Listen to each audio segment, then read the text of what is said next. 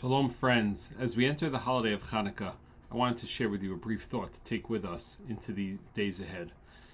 If you ask any child, what does the holiday of Chanukah commemorate? They will all tell you that it commemorates that the Jews went into the Beit HaMikdash, could not find any oil except for one small vial, which miraculously, instead of lasting only for one day, lasted for 8 days. However, if we zoom out and we think about the historical context of that time, of the Greeks in the land of Israel, and the Jews' desire for freedom and spiritual freedom to be able to practice their religion, we see that there was actually a much greater story.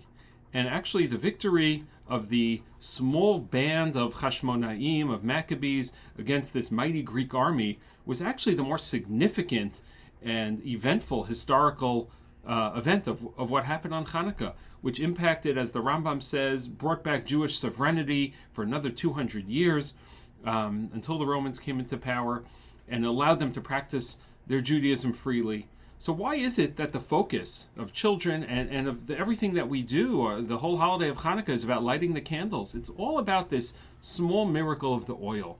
Why is that the focus when seemingly the more important event is this tremendous victory of the war?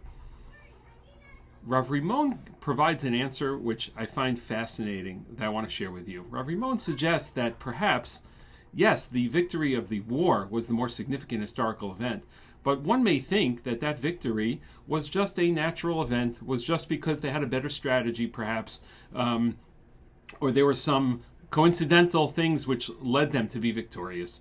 Comes along the miracle of the oil, which is an indisputable miracle against the laws of nature, and says that the events of the war were also miraculous. Even though they seemingly took place in a natural way, they were also miraculous, and the hand of God was also at play in that military political arena as well.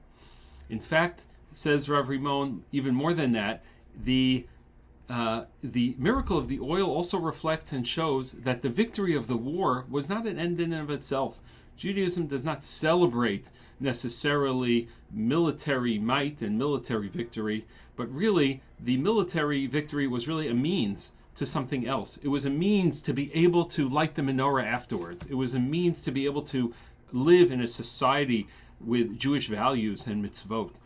And that's really, the oil was the sort of the ultimate goal of the milchama. Friends, we're living in a time where there's definitely a lot of darkness.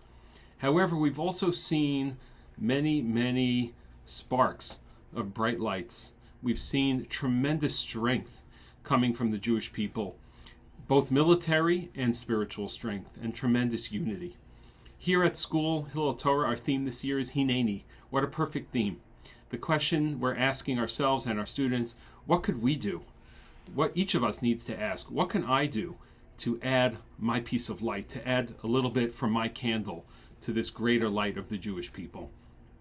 Here we are hoping, and I give us a bracha and for the entire Jewish people, that this Chanukah brings with it a victory, a tremendous victory for us, as well as a victory of light over darkness, and a victory that will bring with it not only the military and the security and the political victory, but also bring with it tremendous light and unity and strength, which will endure even beyond these events that we're in right now. Wishing everyone a Chanukah Sameach to all.